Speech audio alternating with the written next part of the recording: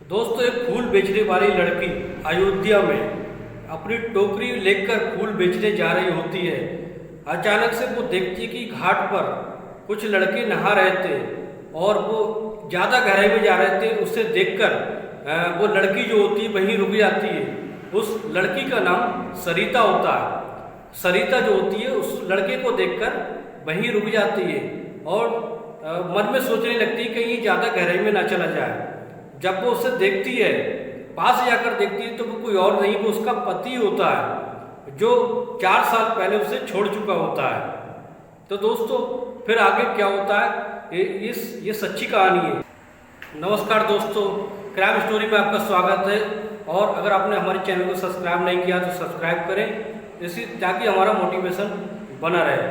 तो दोस्तों, ऐसा होता है, एक लड़का जो होता है जो 4 साल पहले सरिता की जिससे शादी हुई थी, उसका नाम राजेश होता है। राजेश लखनऊ का रहने वाला होता है। तो दोस्तों, ऐसा होता है वो अपने उसकी नई नई जो कार होती है, कार का उद्घाटन कराने के लिए वो अयोध्या जा रहा होता है और अपने 4 दोस्तों के साथ उस कार में बैठकर अयोध्या जा रहा होता है। और इस तरह से जो अपने दोस्तों के साथ अयोध्या में पहुंच जाता है और वहां पर जाकर अयोध्या में दर्शन करता है। दर्शन करने के बाद फिर वो घाट पर अपने दोस्तों के साथ नहाने जाता है। और नहाने के लिए जैसे ही वो उस घाट पर पानी में उतरता है तो पीछे से एक लड़की आ रही होती है जो बहुत ही ज़्यादा खूबसूरत होती है और जो फूल बेचने वाली लड़की होती है। तो दोस्तों, इस तरह से जब करीब जाकर वो लड़की उसको आवाज़ देती है कि कहीं ऐसा ना हो कि वो घाट इतना गहराई है, कहीं ऐसा ना हो कि वो वहाँ जाकर पानी के तेज बहाव में जाकर डूब जाए। तो वो जो लड़की होती है फूल बेचने वाली, वो एक छोटे से लड़के को अपने पास बुलाकर कहती है कि वो साहब जो उस घाट पर नहा रहे हैं वो नए हैं और उन्हें नहीं पता कि घाट की गहराई क्या है और इसका बहाव कितना है। पानी का बहाव जो बहुत तेज था। इस तरह से वो उसको मना करने के लिए छोटे से बच्चे को भेजती है। वो बच्चा जाकर वहाँ पर राजेश और उसके दोस्तों से कहता है कि साहब यहाँ मत नहाओ, यहाँ बहुत ज़्यादा गहराई है, आप पानी का बहाव भी तेज है, तुम डूब सकते हो। तो वो फिर उस लड़के की बात को अनसुना कर देते हैं और वो नहाने लगते हैं और वो छोटा सा बच्चा जो वापस आ जाता है।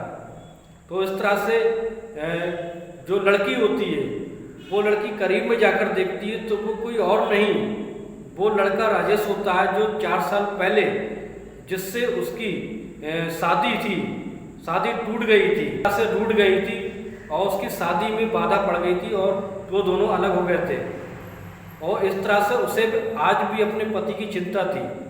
तो वो करीब में जाकर, घाट के करीब जाकर जब राजेश को आवाज़ देती है तो राजेश जैसे ही पानी में मुड़कर करीब आकर देखता है तो वो कोई और नहीं, वो उसकी पत्नी सरिता होती है। इस तरह से जब वो सोचता है कि ये मेरी इतनी चिंता कर रही है तो उसकी आंखों में आंसू आ जाते हैं और सरिता जो होती है उसके भी आंखों में आंसू आ जाते हैं, क्योंकि वो अपने पति को 4 साल बाद देख रही थी। और सरिता की हालत ऐसी थी कि वो गरीबी में फूल बेचने के लिए यहाँ रोज आती है और इस तरह से वो अपना गुजारा भत्ता चलाती थी।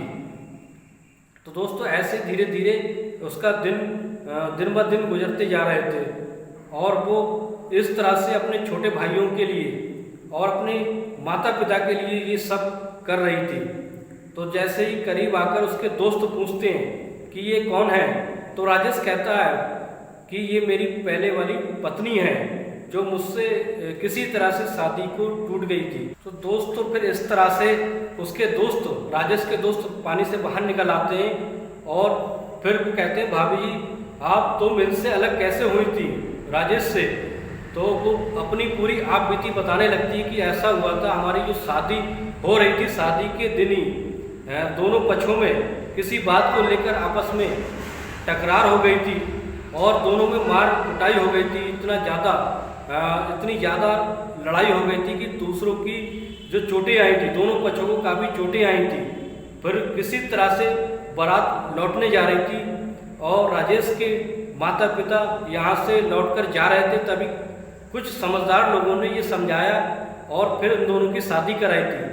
शादी कराने के बाद जैसे ही सरिता जो उनके घर पर, राजेश के घर पर जाती है तो उसके घर पर जाकर वो मान सम्मान नहीं मिलता है जो मान सम्मान उसे मिलना चाहिए था, क्योंकि सरिता गरीब थी। राजेश के माता पिता काफ़ी पैसे वाले थे, व्यापारी थे, व्यापार करते थे। उनका एक मेडिकल स्टोर था, राजेश भी मेडिकल स्टोर को चलाता था। तो दोस्तों, इस तरह से उनकी ज़िंदगी तो बहुत अच्छी कट रही थी, लेकिन सरिता के घर वाले काफ़ी गरीब थे। तो इस तरह से दोस्तों, जब वो उनके घर पहुंच जाती है तो राजेश के माता पिता और उसके परिवार वाले उसको अच्छा नहीं समझते हैं और बात बात पर उनका विवाद होने लगता है। तो दोस्तों, इस तरह से एक दिन नौबत ये आ जाती है कि वो सरिता के माता पिता से कहते हैं कि हम अब किसी कीमत पर भी सरिता को अपने घर पर नहीं रख सकते और हमारी सरिता से अब नहीं बन पाएगी। और इस बीच में राजेश भी कुछ नहीं कहता है, क्योंकि उनके माता पिता के आगे राजेश भी नहीं बोल पाता है। फिर इस तरह से सरिता के माता पिता बहुत विनती करते हैं, ये सब गलत है और ऐसा नहीं होना चाहिए, लेकिन राजेश के माता पिता इन सब बातों पर नहीं मानते और उन दोनों को अलग कर दिया जाता है। उसके बाद सरिता के घर पर जो होता है, परिवार में कोई कमाने वाला नहीं होता है। उसके पिता जो बूढ़े होते हैं और कुछ दिन बाद उनका इंतकाल हो जाता है और सारी जिम्मेदारी सरिता पर आ जाती है। उनके जो छोटे छोटे भाई होते हैं उन्हें पालने की जिम्मेदारी उसके ऊपर आ जाती है। फिर वो इतनी ज़्यादा टूट जाती है, परेशान हो जाती है। और राजेश जो होता है वो अपना कारोबार कर रहा होता है, उससे किसी बात की कोई दिक्कत नहीं होती है, लेकिन सरिता के ऊपर दुखों का पहाड़ टूट जाता है। तो इस तरह से सरिता जो होती है फिर वो किसी काम काज को करने की सोचने लगती है। उसकी जो माता थी सरिता की, वो कभी कभी मजदूरी कर लिया करती थी, लेकिन हर समय मजदूरी नहीं मिलती थी, इसलिए उन्हें जो लालन पालन पोषण करने में बहुत दिक्कत हो रही थी। तो एक दिन ऐसा होता है, कोई बात कर रहा होता है कि अयोध्या में फूल बहुत महंगे बिकते हैं, अगर यहाँ से कोई ले जाकर फूल अयोध्या में बेचे तो उसकी अच्छी खासी कमाई हो जाएगी।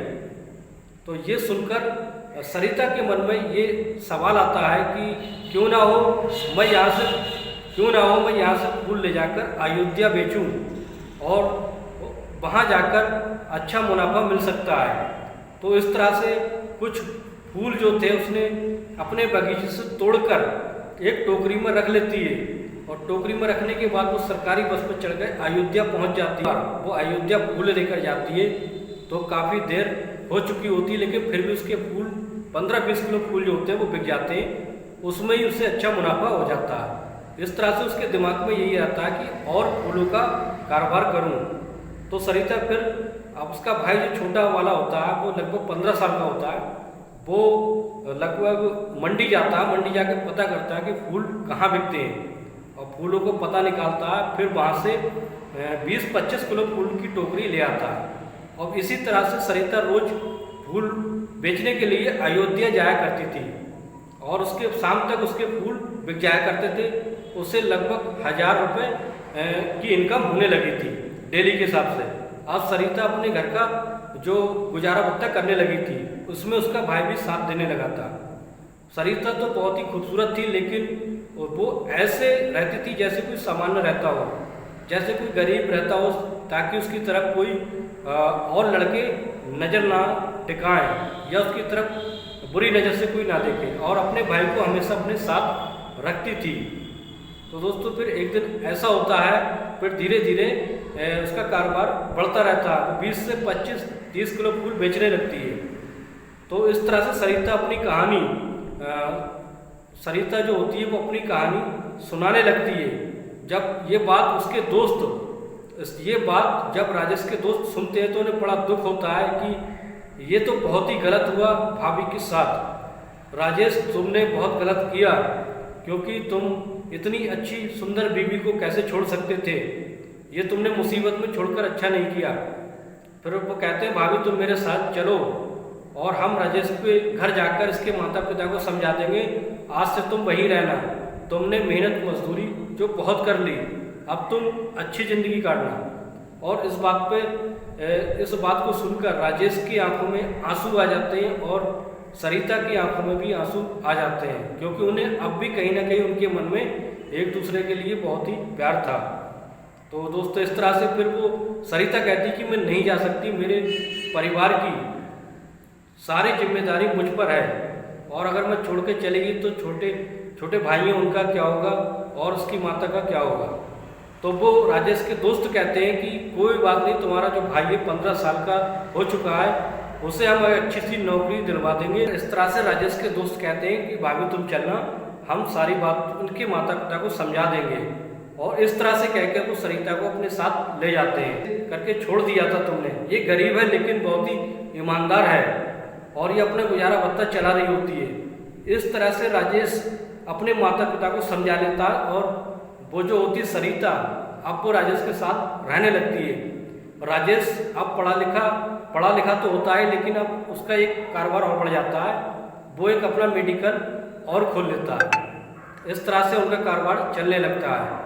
तो दोस्तों कैसी लगी ये स्टोरी हमें कमेंट बॉक्स में जरूर सुनाएं।